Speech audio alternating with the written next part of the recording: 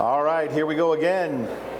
The dance has begun here on the big stage. We are at the 66th annual Ford Boat Sport and Travel Show. I'm Brian Pointer, host of your Facebook Live, IndySportsShow.com. You can click on that and then find us on all the Facebook feeds that the Renfro production folks have. We're here in the Travel Cafe. The doors opened a little over an hour ago. People are starting to come in. A great destination here in the Travel Cafe. Grab yourself a fish sandwich. We got the Stella Artois Airstream Bar, still the coolest venue in the entire facility, and we're having a lot of fun. We're going to be here all day. We kick things off with Tommy Scarless.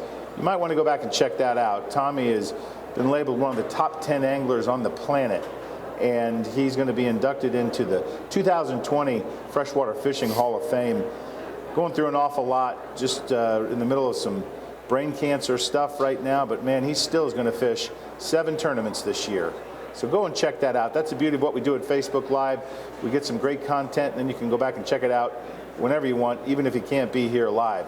Joining me now on stage is one of the, well, we're going to call him one of the title sponsors. I mean, if you got your name on the screen behind us, you're going to be a title sponsor. But as we've mentioned, the Deer Turkey Waterfowl Expo taking place, started Thursday. It's been packed Thursday and Friday. Expect it to be standing room only today and tomorrow, as is truly one of the highlights of the 66th annual Ford Boat Sport and Travel Show. There's a huge lineup. When you walk in, check out the program, because the sponsors of the 2 seminar stages, present and featured out in the open, is our friends at Big Time. Burly Joe Umphries is with us. You've already gotten your backside kicked a little bit by one of the Renfros because you lost your mullet. Yeah, where's your mullet? That's for later on today. At 1 o'clock, we got a surprise coming up that I'm saving the mullet for them. It's always great Facebook when you can say, I left my mullet until 1 o'clock and there's a big surprise. Yep. Big Time.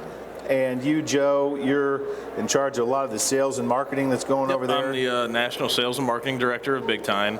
So those that may not be familiar and why you have had such a big presence, Deer Turkey and Waterfowl for all these years, one of the title sponsors, sponsoring the stage.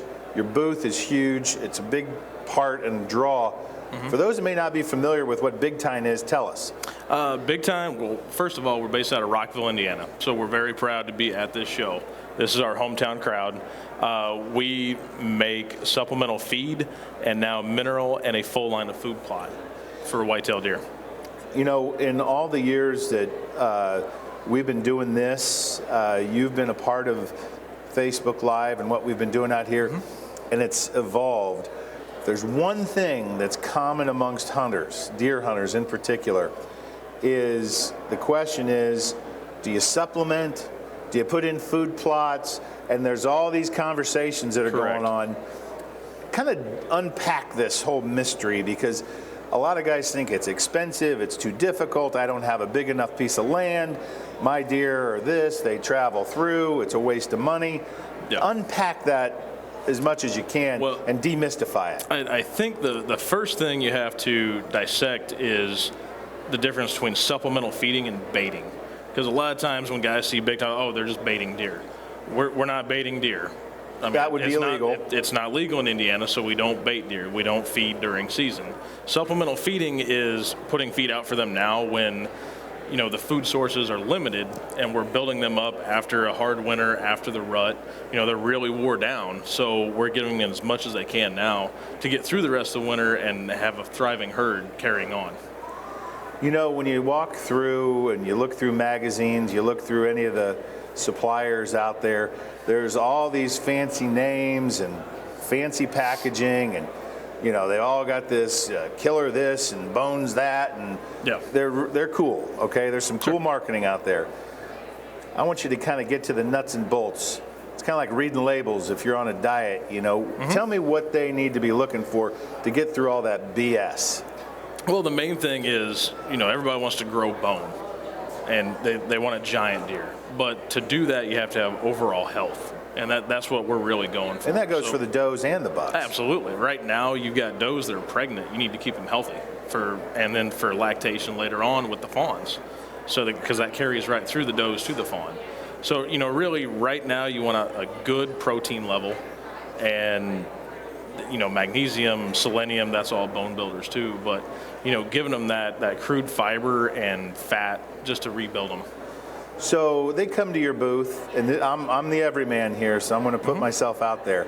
I don't know jack about food plots, how to supplement, when to feed, how much to feed, what do I look for in those labels. When they come to your booth, why Big Time? Well, Big Time's very different in the aspect that we're all whole grain. We're not putting a What does that mean? It means we're not putting dehydrated pellets in there where you really don't know where your sources of the protein and fat are coming from.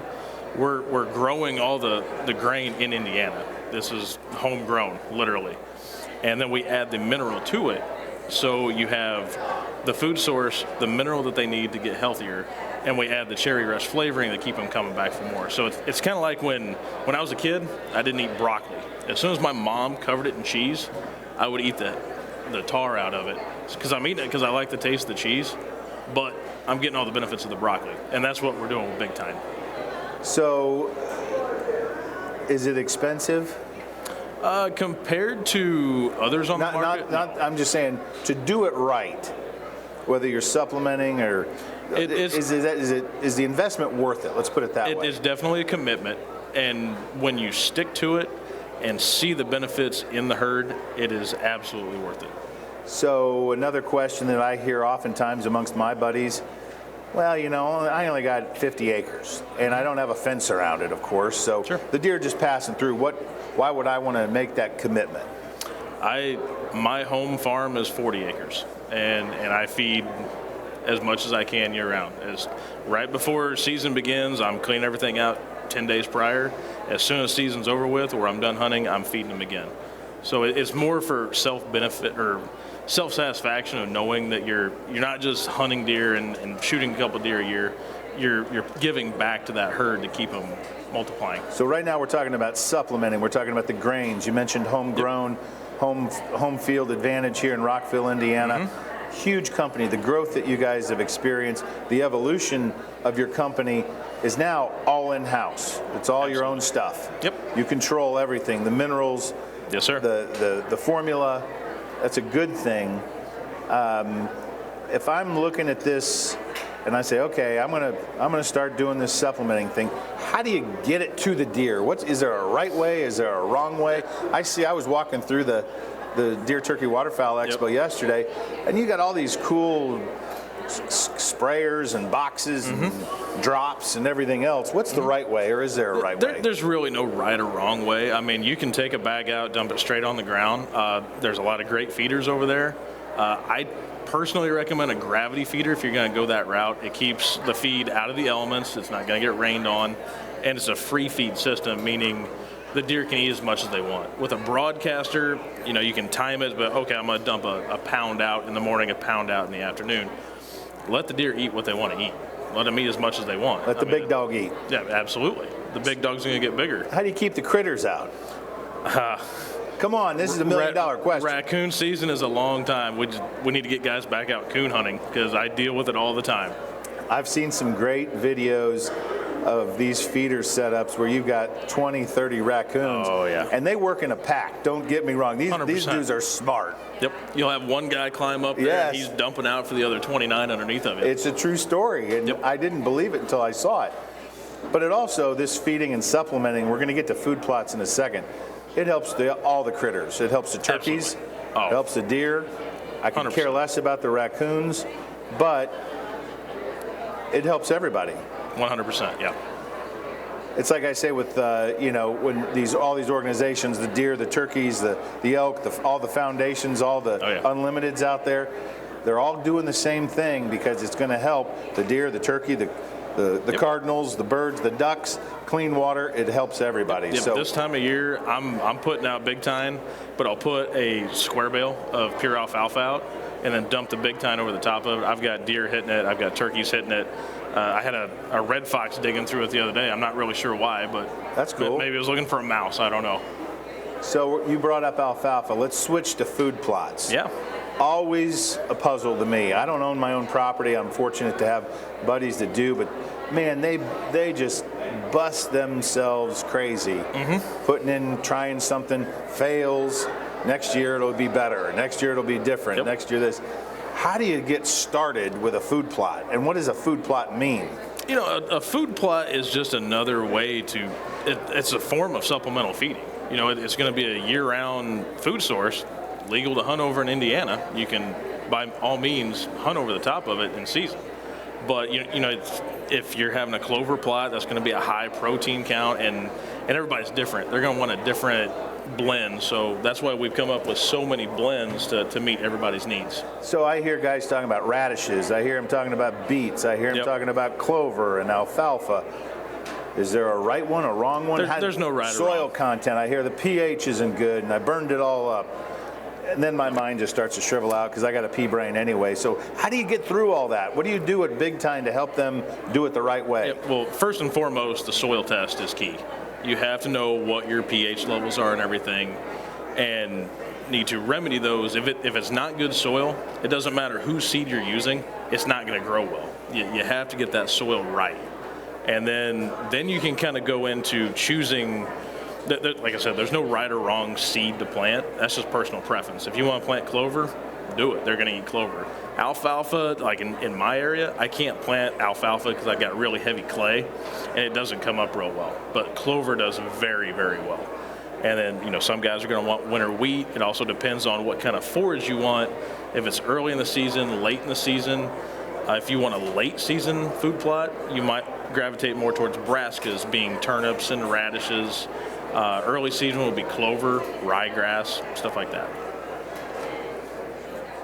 So let's talk about, they come to your booth and break it down. Let's just break it down in threes. Top three things that you want. I know you ask a lot of questions. Three important things for that owner of that land to pay attention to when they're choosing a Big Time or maybe some other brand out there. What do they need to look for if they're going to try to do a food plot? Well, I think the first question is... You already said soil. Soil is going to be the first. What do you want to achieve from it? Is it a kill plot? Is it just a year-round, you know, destination for deer? Or do you want a kill site, meaning that's what they're going to come to then? Yep. And I think the third question is going to be, what do you want to get out of it? I mean, how many deer are you managing?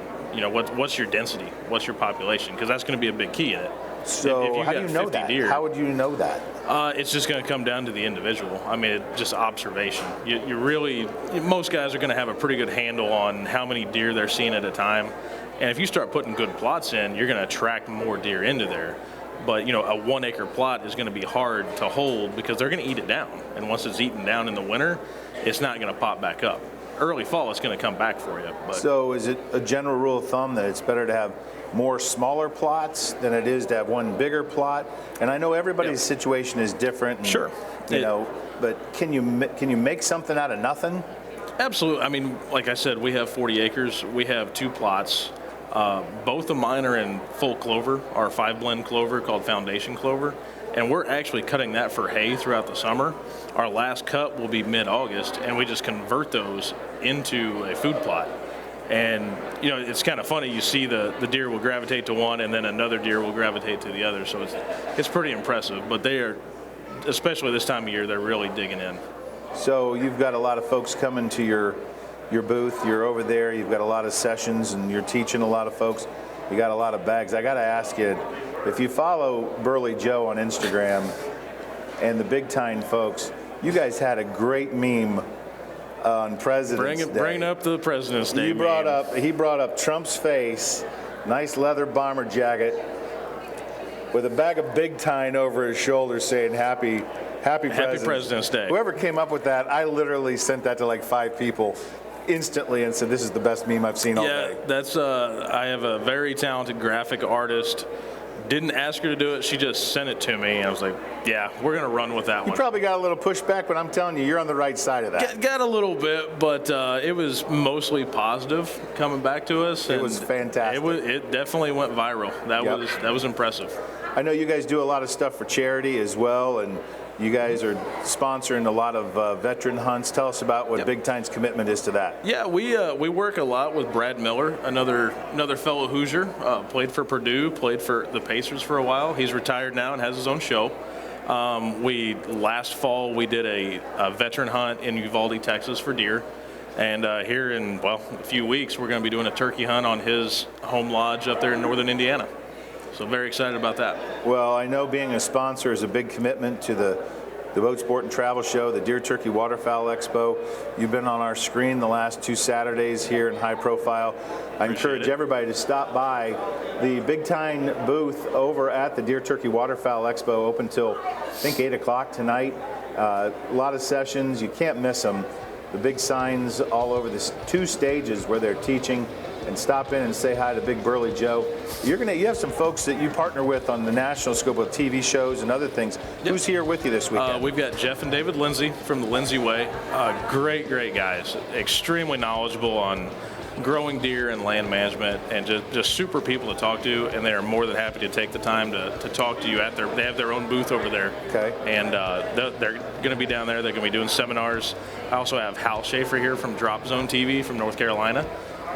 Big NASCAR man, and he'll be in my booth and hanging out there. Again, you stop by and say hi to him and get a picture. You know, that's one of the things about coming out here to the boat show. It's not just a boat show, it's the Deer Turkey Waterfowl Expo. It's all the things in here in the Travel Cafe and the Champions Pavilion in Tackletown. You got a whole lot of like-minded people, but the common element, and I heard you just say it, stop in and ask questions. Get belly to belly. Even though Big Burly Joe's friendly guy, you want to make sure that you get your questions answered, because it is complicated. It can be complicated.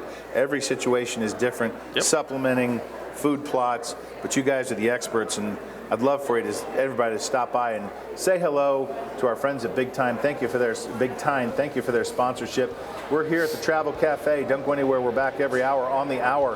One of my favorites is coming up next. You're not going to want to miss. Mike Del Visco, you know him. He is, he's probably at some Lone Star Steakhouse right now. I guarantee it. When we come back in just a little bit, we're going to be with Mike Del Visco after this.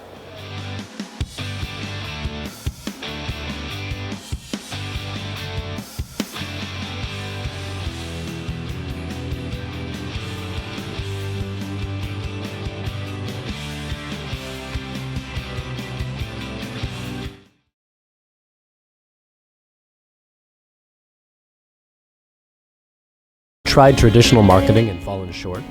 Use video marketing from NKT Productions. It's effective, economical, and it can be used across multiple devices. Capture your customers where they spend their time most, on TV, websites, email, and social media. Don't miss your chance to show the world how great your business is with video marketing. Experience the power of video marketing through NKT Productions. Meet with one of our experienced media agents to learn more.